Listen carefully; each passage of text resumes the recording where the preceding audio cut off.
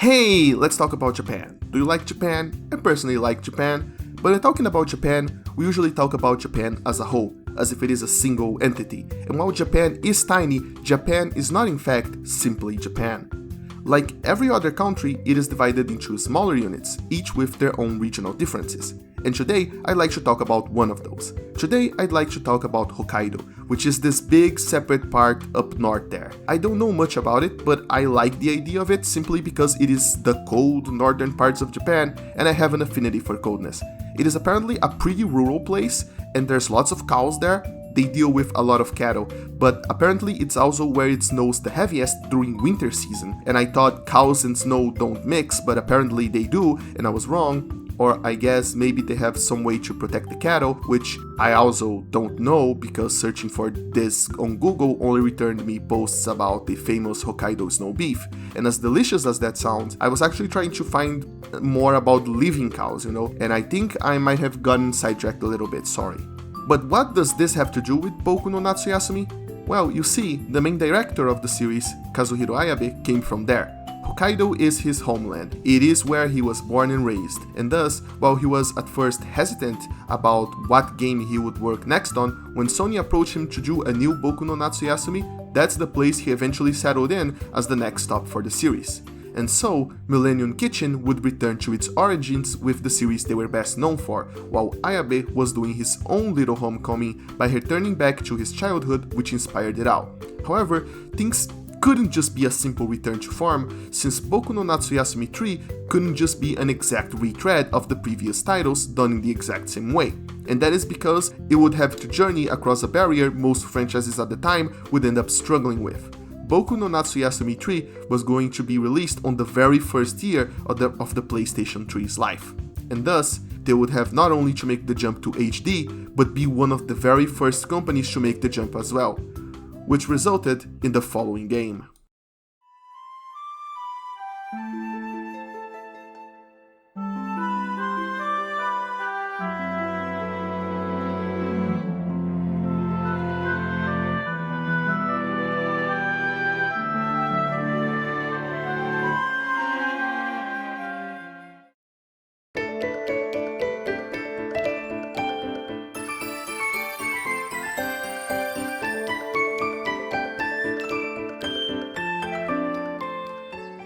So, in the first game, we arrive at the scene by car, and in the second game, we arrive by boat, so it's only fair that this time around, we get to arrive by train. The deal this time around is the same deal that has always been the deal so far. It is August 1975, and a young boy named Boku, well, technically Boku since you can name him, is traveling to the Japanese countryside to spend his summer vacation on his uncle's home because his mom is on the last month of pregnancy and his dad wants to put all of his focus into helping her to make sure everything is going to be alright and the baby can be safely delivered. Even before the game properly starts, you can already tell the very first major change the game made compared to its predecessors, and that is taking place in an actual real-world location with actual real-world culture and connotations attached to it. The previous games took place in locations inspired by real life, but they were not actually anchored to a real-life geographical location in a direct way. But here we know exactly where we are. We are in Hokkaido. More specifically, we are in a farm in Hokkaido. Because, like I mentioned before, if there's going to be a farm somewhere in Japan, it's definitely going to be in Hokkaido, probably. And in this case, Boku's uncle is the owner of a farm that is appropriately named Uncle Farm, which makes me wonder, is he the only uncle in all of Hokkaido? Or is Uncle his nickname? Maybe the plot twist is that his name actually is Uncle, or more likely there's a funny pun hidden somewhere in the game that I didn't catch because my Japanese sucks. Damn. But at least my Japanese is good enough for me to tell you that Boku isn't going to spend his summer alone with his uncle. Instead, his aunt is there and he also gets to spend time with his two cousins, a girl the same age as him named Midori and a baby named Hinata, as well as his third-degree grandparent or something like that. I'm not exactly sure what the family relation terminology is here, but of course, there are also all sorts of animals on the farm as well. You get cows, you get chickens, and you also get to hang around with sparrows. It's a dairy farm, so that's it really. That's just your starter pack of characters though. You do get a supporting cast of colorful neighbors, including a group of local children you can play with just like in the previous games, with the cast slowly expanding and giving you more opportunities to figure out what their deal is as the days go by. My favorite addition by far though is the haiku writing truck driver you can visit every day to get a new haiku from. And once he tells you the haiku he wrote during the day, you actually get to grade his work from 20 to 100 points. Once that's done, you can then create your own haiku by remixing pieces of the haikus he told you so far, at which point he will then grade your work in turn. It is by far the most interesting interaction in the game, in my personal opinion, that still manages to be very different from the interactions of the previous games. Plus, it beats Ghost of Tsushima in terms of having a haiku mechanic by around 13 years. So, whoa. The rest of the gameplay though is very much in the vein of the previous games. You run around interacting with the world with the circle button in order to see if you can trigger cute dialogues or unexpected interactions, with each day ending with Boku writing about the most exciting event of the day in his diary before going to bed. The option to choose in which way you write it, as well as the option to pull the diary at any time, and even the feature of having all of the interesting things of the day pop up in there, have all been unfortunately removed, bringing the diary back to the simplistic nature it had in the first game. What has been kept from the second game, however, is swimming. Though since you are no longer at a seaside location, the area you can swim in is mostly limited to a very narrow river, though it does have some surprisingly deep nooks and crannies to explore, some even quite spooky due to the immense depth, and very strange at times. It feels very claustrophobic at times as well, which distinguishes it from the more open sea feeling of the previous game. What didn't change, however, was that collecting bottle caps is still the way to increase your lung capacity, and that knowing your way around the river will allow you to use it as a shortcut so as to conserve time as you go about your day. Having most of the swimming take place in a single river must also have been a very conscious choice of the developers, since it perfectly mirrors the map design of the rest of the game. Since, unlike the second game that had a more circular open area feel to it, this entry goes back to the design of the first game, in which most areas are part of one big closed loop with a few branches here and there. The river is perfect as a shortcut since it runs for almost the circumference of a full loop, allowing you to quickly access any of the areas should you know the correct places to get in and out. A new addition that feels similar to swimming though is cardboard racing through the big farm fields. They feel similar despite being so different, because both use full 3D geometry instead of the hand-drawn backgrounds the rest of the game uses, and also because both of them can be used as shortcuts from one place to the other. Though, unlike swimming, you'll have a lot less control when going downhill using a cardboard, mostly due to the power of gravity. But while running around really fast is really fun, unfortunately it is not that useful as a shortcut since there is only one exit. And to enter from the farm, you will need to open the gates to the calf's grazing field to use it, and if you don't close it before the end of the day, you'll get chilled out for it.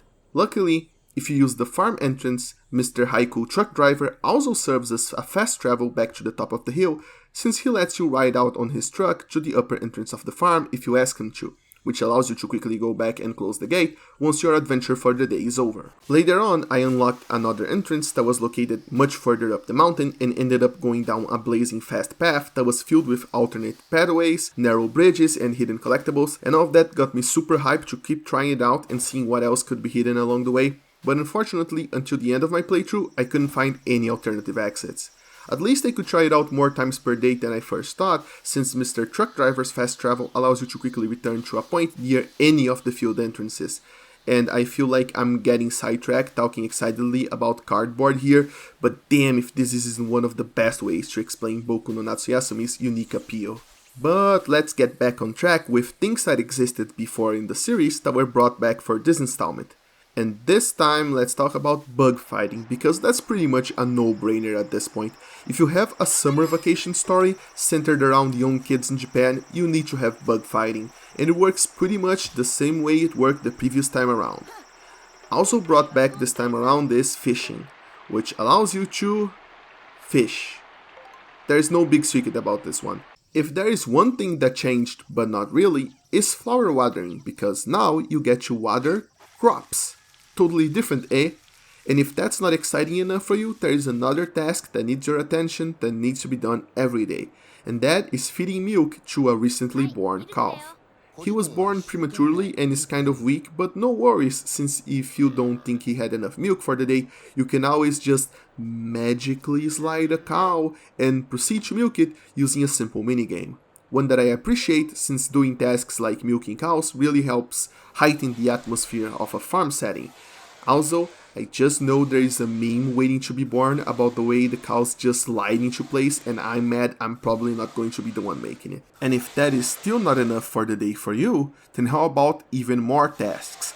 At the back of the barn, a family of sparrows just hatched a bunch of eggs, and this means some snakes are coming to snack on them, unless you patrol the back of the barn to protect them.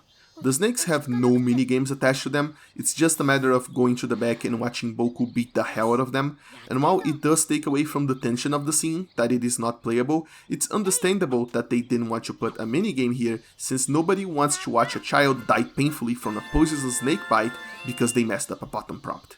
While the base of the gameplay is the same, the events have of course been changed to suit the new setting and keep things fresh. You can have swimming competitions on the previously mentioned river during particularly hot days. You have the spooky test of courage, where Boku and the gang goes to the currently closed because of summer vacation school, and you get to meet with a spooky ghost. And of course, sheep. Just run into another screen and there's a sheep there. Yep.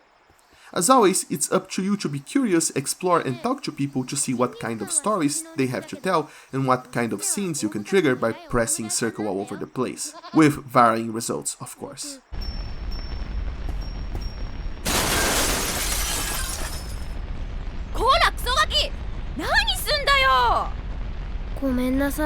So with the gameplay mostly unchanged, what did Boku no Natsuyasumi 3 bet on to make it stand out from its predecessors? Well, you might have already noticed from the previous footage and kept waiting for me to mention it, so wait no longer, here it is. Boku no Natsuyasumi 3 is one gosh darned gorgeous game. I know it depends on personal preference and this is an extremely subjective topic, but I personally think that at least on technical terms, this is the most gorgeous Boku game in the entire series, thanks to the huge improvement they got from being able to show everything in high definition. The hand-drawn backgrounds are as beautiful as they've always been, but now that they are no longer compressed by hardware limitations, they are free to look as beautiful as they were in whatever medium they were primarily drawn in. The entire game looks like it takes place in one meticulously painted oil painting, and the great outdoors aren't the only ones benefiting from it. The indoors, especially the indoors in fact, are just showered in painstakingly eye-catching detail. I don't even know the adjectives necessary to explain how pretty it is. Even the radio exercise segments at the beginning of each day now gives us remastered HD chickens that call back to the same segments from the first game before showing the characters exercising on their front lawn that is conveniently placed to have a perfect view of this huge, beautiful mountain, and it honestly just feels like a statement from the developers of how far they've come and what heights the series can reach so long as they keep pouring their heart into it. Or maybe I'm just getting too emotional. But the chickens though! The sound design is once again excellent and extremely atmospheric. Everything from insects buzzing around to wind chimes can be clearly heard in the background, and they will be all the sound you hear outside of dialogue for most of the game. And that's not to say that music didn't return, the soundtrack has definitely returned and it is as well realized as ever, but it is once again reserved for the more poignant and emotional moments, aiming to strike at the right moment rather than aiming to be a constant presence. If there's two things that I miss from the previous game, they are the little girl that could give you predictions on where to go, which has been substituted by the family simply talking about major events and just straight up giving directions of where to go to trigger them, which, fair enough, it's streamlined and it works, but it leaves you majorly clueless about all of the other side events. Of course, you could also say that encourages exploration and experimentation, so rather than a negative, is more of a doing things different thing. What I really miss though is the bicycle and its wonderful physics. Downhill cardboard does have physics, but they are notably wonkier and harder to appreciate when gravity is constantly pushing you at full speed downhill. Ultimately though, Boku no Natsuyasumi 3 is another excellent entry into an excellent franchise, and I could find no major problems with it that could detract from the experience. Of course, I still like the setting and characters from the second game just a little bit more than the ones from this entry. I feel like the lack of focused story on this entry compared to the second game makes it a little bit weaker, though it might actually be more recommended to people who can't follow along with a central storyline because they don't know Japanese compared to the second game. And it is true that I do think the third game is by far the most beautiful in the entire franchise thanks to the power of HD, but the second one is still have a special place in my heart and is my most recommended game.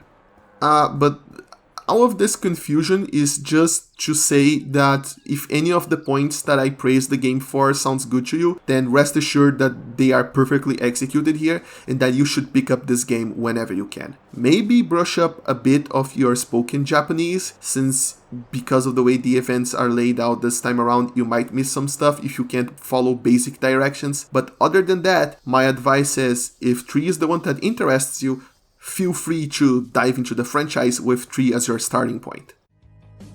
So, with another great game added to the franchise, Millennium Kitchen would surely be able to proudly display it as another gold star on their record, one that would surely sell enough to finance their next game, whatever franchise it might take place in.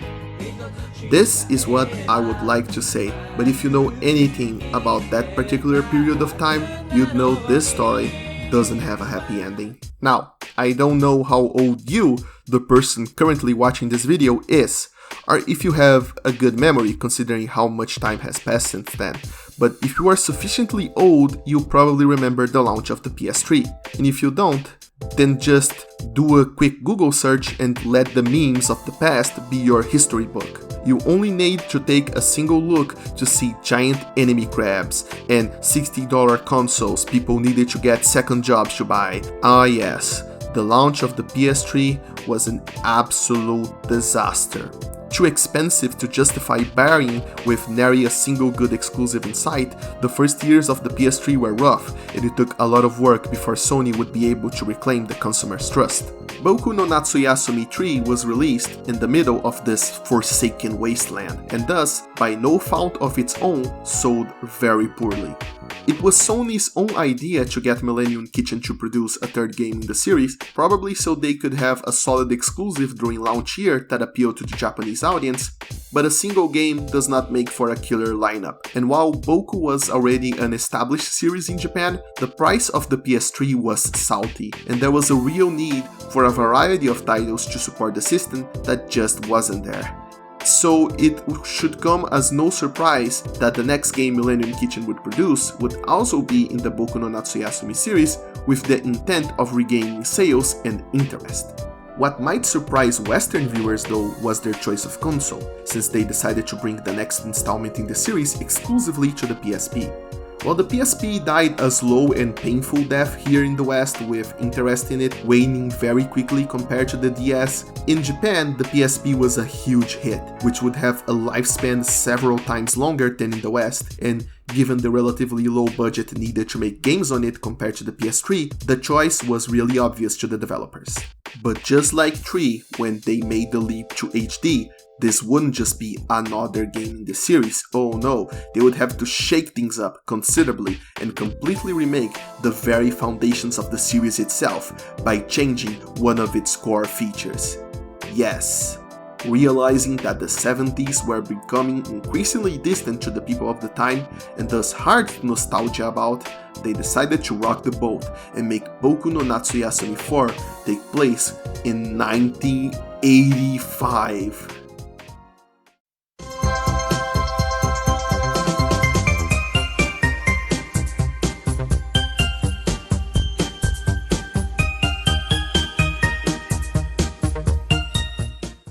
We had the car, we had the boat, and we had the train.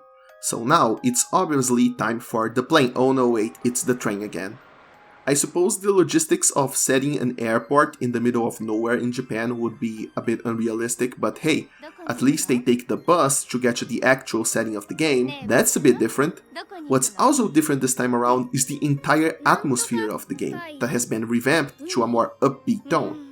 The rest of the series has this almost meditational, nostalgic zen about it, and they can be funny, sad, or thoughtful in the way they present the world from the eyes of a child, and I certainly won't deny that they are all very upbeat, optimistic games, but this here is even more so. Gone are the more soft-painted tones of the third game, and in exchange we get scenery that looks like they've turned the brightness of all of the colors to maximum, to really emphasize how much fun there is to have this time around, as well as how hard the sun is hitting this particular summer as we go back to a beachside location. Boku in particular is no longer just an inquisitive child on the shy side of the personality spectrum like he was in the previous 3 entries. He's now more brash, energetic, and more of a playful little brat. Not to mention, this time around, for the first time ever, he is not sent to his uncle's house because his father needs to take care of his mother during the birth of the family's second child. Instead, he's just there because he is there. Chilling out, maxing, relaxing, and all cool, having some fun family times during summer vacation. Given the hot summer on the seaside setting being similar to the second game, comparisons are inevitable, so you better get ready for me to say similar to the second game a lot. Which starts right now, as I say that similar to the second game, the town actually feels like a town, only even more so, given that this town makes the second game setting feel more like a small settlement. Which it kind of is, and this one is too, but this one just feels more towny. Rather than an inn with a few buildings around like in the second game, the layout this time is a lot more towny. It has several small houses and a shop bundled together in front of a school up the hill, and when you first arrive in town, your cousin even gives you a tour of the place, which eventually leads him to showing you what he calls the main street of the town, and it might be only one of the 2 actual streets, but damn if that term doesn't seal the deal that this is an actual livable town. So congratulations are in order for Millennium Kitchen, because after 4 games, you finally made me feel like I wasn't awkwardly thrown into the middle of absolutely nowhere. Even though I think that actually was the actual intention in the previous games. And that's not even getting into the fact that instead of one overly complicated to traverse landmass, we now get 2, as the game takes place across 2 different islands, which really help showcase just how much bigger the game is this time around compared to the second one. Except it's not really that simple, because the trade-off of building a believable town and expanding the game across 2 islands is that now there are barely any explorable indoor areas. It's not like the game actually doubled in size. If we did a screen-by-screen comparison, I could assuredly bet that the setting this time around isn't really that much bigger or smaller than the setting of any other game in the series. It's just being laid out in a different way to give a bigger sense of space, and while that's great for exploring the great outdoors, it does fail to capture some of the fun you can have indoors as well. Namely, I miss the inn from the second game, whose initially disorienting camera angles and surprisingly complex layout made for a lot of fun exploration as I discovered just how to best traverse it in order to reach where I wanted to go. Boku's uncle's house this time around is, like in every game, the most complex building you can navigate through, but it just can't compare to the full blow-in of the second game. Speaking of exploration, open sea exploration is back compared to the more restrained environments of the third game. You can dive in anywhere you can reasonably jump into water, and you can get out anywhere where you could reasonably climb out. And to incentivize swimming even more, unless of course you want to pay a fee to ride a boat from one island to the other, you'd better off getting to the second island for the first time than tying a rope to a nearby signpost and then using that to get in and out of water so you can swim back and forth between islands without paying for the boat ride. The second game had a few secret spots you could only reach through water, but this time around swimming in the sea is downright obligatory if you want to reach half of the spots in the game world, which is in turn further emphasized by swimming not only being a neat shortcut between places, but also being so big of a space on its own this time that as the game goes on, you unlock shortcuts within the sea to other locations within the sea as well. The swimming area is just crazy big and well developed this time, ripe for exploration. They also chose a brighter color for the sea fog that you see on the back in order to cover so that the PSP doesn't explode trying to render everything, which makes the water feel warm and welcoming and actually retroactively makes the second game's water look colder, weirdly enough. Another thing brought back from the second game is the bike. Oh my sweet, sweet physics accurate bike. Trust me when I say I spent plenty of time playing around with it, trying to get a feel for how it handles now, but I actually can't confirm how accurate the physics are this time around, since most of the terrain is pretty flat and the place with the highest inclination switches to another screen as soon as the bike gets rolling, but it helps me to sleep at night if I think they managed to reproduce the magic of the previous bike, so let's just believe in that, okay? Also returning is the ability to draw multiple important events per day in your diary, as well as the option to write it in at any point during the day, and the option to choose how you are going to write about it. Though this time around, Boku will automatically draw an insect in it when he catches it, as well as any other cool stuff he finds around, so it's much easier to not have an empty day, though he will still draw a picture showing he did nothing all day if you manage to not trigger any events during it. As a neat bonus, he also sticks notes about important facts you need to keep in mind in order to trigger events as well. And the little girl that tells you the future is also back from the second game. Damn, basically everything from the second game is back, though this time around she is a different character of course, even though she works in the exact same way the character from the second game did, telling you places where cool things might happen where you can go to trigger events. Another thing that's back, because of course it had to be back, is fishing, which as far as I noticed, it remains the same as it ever did. However, what's not the same this time around is bug fighting. Mechanically, the fights remain the same, however this time it got considerably deeper thanks to the inclusion of an insect gym. Yes, that's right, I'm not making this up. Now you can specifically train your beetles and other assorted microboxers in specific stats by putting them in the gym and letting them train there. It's just look at this, it's amazing. You need to be careful though, since you can't always train your bug in whatever equipment you want. All of the equipment is shared with Boku's newfound group of vacation friends, and if they are training their bugs, you have to use another device or wait for your turn. What is decisively new though, is fighting using your chocolate monsters. That is a very weird sentence, so allow me to elaborate. In this entry, you can go to your local store and buy monster chocolate. Chocolate is already good, but it's only a bonus compared to the other goodie that comes in the box, which is a miniature toy of some weird Transformers-like creatures that you can use to battle against other children. How do the battles happen when they are just small plastic toys? Well, you basically smack the cardboard box they're on top of until one of the figures fall. It's hilariously simplistic, but what made it even better for me is how much time I spent having actual fun mashing buttons, watching plastic miniatures hop around until one of them fell. It really plays to the strengths of the game, which is taking the mundanity of childhood and enveloping it in a package of gameplay and presentation that turns it into something truly special. Of course, the rarest and most powerful figures can't be gotten from the boxes you can buy. Instead, you find them laying around in various spots around the game world and even underwater while swimming. Figures aren't the only thing you can find underwater though, you can also find beer and juice bottles that you can take back to the local salesman who will be more than happy to trade it for cold hard cash. He pays a pitiable amount for it though, so you better get cracking if you want to get some actual savings. And as a little tip, don't just hunt for them underwater. If you look around, you can sometimes find piles of them that you can trade all at once for a larger bounty. And if all of that is still not enough variation for you, then why not just go for a quick game of flipping quicks of all things, because why the hell not, might as well put it there too. Overall, Boku 4 feels more like a direct evolution of 2 than a continuation of 3, and I realize this is a statement that needs unpacking, so allow me to unpack it. It's not that 3 is worse or better than 4, it's that 3 seemed like a result of experimenting with the story structure and feel of the first game with the gameplay improvements they've made with the second game, while trying to add its own little spice into the mix. Meanwhile, 4 not only straight up returns to the sun-soaked beachside setting of the second game, it also tries to improve every aspect of it. The bicycle is back now, but it covers more ground. Bug fighting is present in every game, but this is the first game that expands it to the point you get an insect gym.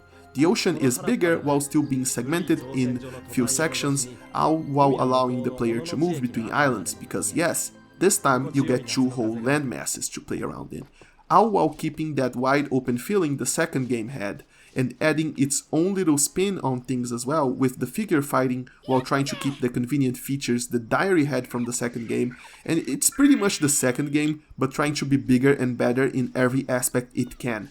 And that includes the story, since once again, the game is a lot more focused into a central plotline than the first and third game ever were.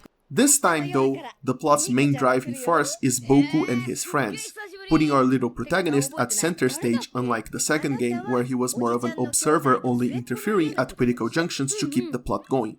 Boku's uncle this time around has a very interesting story to tell about treasure that is buried somewhere nearby, you see, and around the islands there are various map pieces that you must collect that will slowly reveal the location of the treasure, which means Boku, and by extension the player, must take an active role this time around, searching for every possible hiding spot that the map pieces might be as the map slowly opens up. You can gather every piece except for one before you're even halfway through the game, though, and the place where you can get the last piece from can be accessed shortly after the halfway point, so it's not like the second game where the climax took place at the very end of the vacation, but at least you don't have to search for map pieces in very specific spots at the bottom of the huge ocean area unlike in the second game, so I'm thankful for that. It's a main plotline that I believe it's worth seeing through to the very end, since the payoff is actually pretty cool while still keeping its feet on the ground for the most part, which is basically the series' modus operandi at this point. Though naturally this is sort of hard for me since, in case I haven't said before, I'm not even close to fluent in Japanese. But it's perhaps even worse due to the fact that even if you are fluent in Japanese, that isn't going to help much in finding random items around the relatively huge and highly detailed playground the game's world is. And to make matters even more dire, if that's even possible, the game doesn't have an English walkthrough to give some help this time around. So instead I found a Chinese walkthrough. You might wonder how that might help at all, but as it turns out, Google can translate Chinese much better than it can translate Japanese, so I guess this is just the world we live in right now. I'll post the link in the description because while I believe this game is best experienced in the way it was originally intended, you know, stumbling around events and living a carefree summer vacation, the fact is, I broke that rule in the first place when I used it to find the map pieces, and any incentive I can give you to get you to try out this series by yourself is a good thing. Also, I'm not the damn walkthrough police. I'm not going to take your gamer card away for doing something as simple as getting online help. That stuff is for squares. But going back to the story, it's not only the main plotline that's interesting, the game's events have also been ramped up as well, with my favorite example being the families from all of the different characters coming to the island for a short period of time in order to celebrate the Bonodori festival, complete with all of the decorations and the options to dance with the rest of them, as well as playing a Taiko no Tatsujin inspired minigame where you hit the taiko to the rhythm of a traditional song. They just really went all out on this one and I love it. The characters that support the story are all pretty charming, from the encouraging uncle to the aunt that keeps sneakily eating ice cream after dinner, to the nearby shopkeeper who has an obvious crush on the woman that lives on the island next door, who is in turn thinking about leaving the countryside. Everyone is related to someone in an amusing way, and to keep the energy going, the game won't let it forget it is the 80s this time, with anime and manga culture in full bloom. Charmingly represented by a character nicknamed Manga Nechan, who has shelves filled to the brim with manga, and anime posters plastered all over the walls of her room. Gone are the more calming tunes of the 70s, instead when night falls and the family radio is on, you instead find yourself listening to DJ Aquino Funky Radio! And that's not even mentioning the secret base, where Boku meets his friends this time around, is guarded by the little brother of one of the other characters, who is a veritable fountain of pop culture references, only letting you win if you correctly answer back to his pop culture callouts. Which, I admit, I didn't get many of those, but what I did catch is that he does reference Shabango of all things at one point, so yeah, anime is in full bloom, baby. And of course, the soundtrack is also back in the usual capacity of highlighting emotional moments, and the sound design you expect is also back doing the usual thing of heightening the atmosphere. Overall, if there is one negative point to the game, is that it is no longer fully voiced. Previous games also included unvoiced lines when Boku read signs or just listed his thoughts about what he was seeing instead of speaking, but this time around, all side dialogues are downright unvoiced, probably to save time and or space, which makes it the hardest overall game for people who don't understand much Japanese to get into, since even if you can understand some degree of spoken Japanese, you won't be able to really dig into the characters' personalities unless you brush up on your kanji. And there's a weird new addition in the form of an energy meter which makes Boku faint and send him straight back home if it ever empties. The only way to fill it back is to find a map piece or to eat some food, which, while finally making food more important gameplay-wise, also means that money stops being a way to acquire collectibles and it becomes straight up necessary in order to buy food, which in turn means that you can't just carelessly explore and must dedicate at least some time of your day to hunting for glass bottles underwater, who most of the time will only give you a pittance of cash and make you feel miserably poor, like a Japanese child without an allowance would, I imagine. It's a cool way of reworking a lot of the game's already existing systems into a new gameplay loop, but it is also one that extends game time by forcing the player to do a task that's not particularly enjoyable compared to doing literally anything else the game has to offer, so yeah, I'm a little iffy on that. As a side note, they also reutilized the energy bar as the lung capacity bar, and hey, that's some great recycling. Even if bottle cap collecting to increase lung capacity does not return in this game. In fact, it might be the only feature from the second game that does not make a return. And the only English source I found said that you can increase it just by collecting random junk on the ocean floor. But the bar itself never increases like the previous ones, so I can't confirm if that in fact is true. Take it with a grain of salt, I suppose. But that is that. Them's the breaks, I guess. And now, standing here in 2020, knowing what people did back in 2009, that this franchise would simply stop at this point, it certainly feels weird. It's not like this is some kind of grand finale for the franchise story-wise, especially since every single game takes place in a different, disconnected alternate reality after all, and it's easy to just see this as Millennium Kitchen trying their best, and just feeling like this is another entry to the franchise, you know. To the people back then, they might have felt this way. But right now, right here, I know this is the end. And now, you do too. That's not to say Boku no Natsuyasumi will never come back. Crash Bandicoot 4 just got released around the time this video is out. So if there's one thing we know, is that we never really know. But for now, this absolutely feels like a farewell. So, how does Boku no Natsuyasumi 4 feels, knowing all that? Well, it feels pretty bittersweet, to be honest. Seeing a series ends is always a bit of a sad affair, but if the series had to end at some point, and everything has to end at some point, I'd say this is a very good point to end it. Any of the previous games after the first one would have been good points on their own for their own reasons, of course, but the fourth game, with its incredibly upbeat summer tone, absolutely jam-packed with content and fun characters, it certainly has the feel of a series finale, where the developers just went and gave everything they ever wanted to do one last shot. And this is it. Thank you for listening to me to the very end and coming on this very special journey. Except psych! This wasn't the very last stop for Millennium Kitchen, and coming this far, this won't be the very last stop for us either. So join me next time for the grand finale as we discuss the very last game Millennium Kitchen ever developed in-house and bring the entire company history to a close.